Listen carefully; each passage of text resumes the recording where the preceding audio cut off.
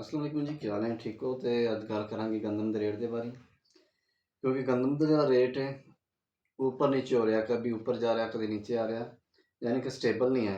दूसरा है कि गंदम का कोई समझ नहीं आ रही कि गंदम जा किधर रही है।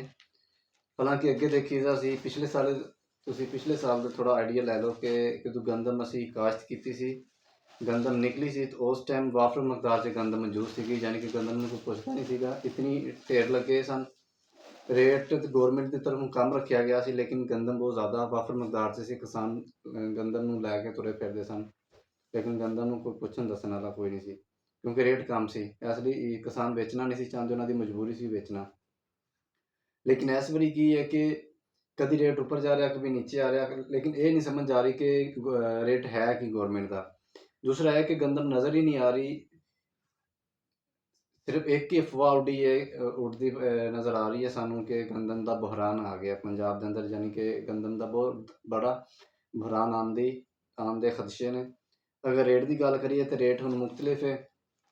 पहला तुहानू पता है कि 4500 तक भी रेट गया है डाउन होंदा होंदा, किसी जगह तो 3500 है, किसी जगह 3800 है, किसी जगह 4000 लग रहा, किसी जगह 4200 है। मुख्तलिफ रेट है, यानी कि हर मंडी का अपना हिसाब है। अगर अलग अलग मंडी की गल करिए तुहानू पता फिर वीडियो बहुत ज़्यादा लेंथी हो जाती है। शॉर्ट जी एवरेज जोड़े रेट ने, जिदा हुण लाहौर के अंदर तकरीबन 3700 3800 चल रहा मन का 40 kg का। सियालकोट है उत्थे तकरीबन 4000 तो 4200 चल रहा है। खानेवाल मियाँ चनू मुल्तान इस एरिए के चल रहा 3400 तो 3600 रुपए। ठीक है, सिंध के अंदर तकरीबन है 4000 तो लैके 4200 4300, यानी कि ये रेट चल रहा है। लेकिन ये है कि गंदम कोई समझ नहीं आ रही, गौरमेंट पता नहीं ये गौरमेंट की पॉलिसी है, यानी कि हर दफ़ा जिस ना किसान ना किया जाता है कि जो किसान वो मेहनत का फल देने की वारी होंगी है तो गौरमेंट अपन पॉलिसियां बना के बह जाती है, यानी कि किसी ना किसी तरह किसान नूं गरीब नूं पीसिया जाए। तो इस बारे भी वही नज़र आ रहा है, यानी गंदम नज़र ही नहीं आ रही कि गंदम है कित्थे गई, जा कित्थे रही है। गौरमेंट की तरफों ये कहा जा रहा है कि गंदम का बहरान है, गंदम कम है, ठीक है, लेकिन रेट किसानों को दिता नहीं जा रहा।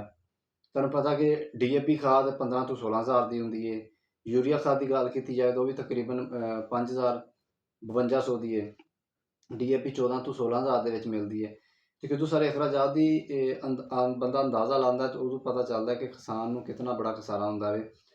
हालांकि गौरमेंट की जी पॉलिसी होनी चाहिए, ये होनी चाहिए कि जरा गंदम जिसने लैके खानी है, यानी कि घर वास्ते लैनी है, उस वास्ते रेट कम होना चाहिए। अगर किसानों तो लैनी है तो महंगी लई जाए, यानी कि उन्होंने सबसिडी की सूरत के अंदर उन्होंने मुनाफा दिता जाए। लेकिन साड़ी गौरमेंट की करती है कि जिन्हें किसान भाई ने घर वास्ते लैनी उसनों महंगी देनी है तो किसानों को सस्ती लैनी है। लेकिन वो भी पुछन गंदम पुछन दसन वाले को नहीं।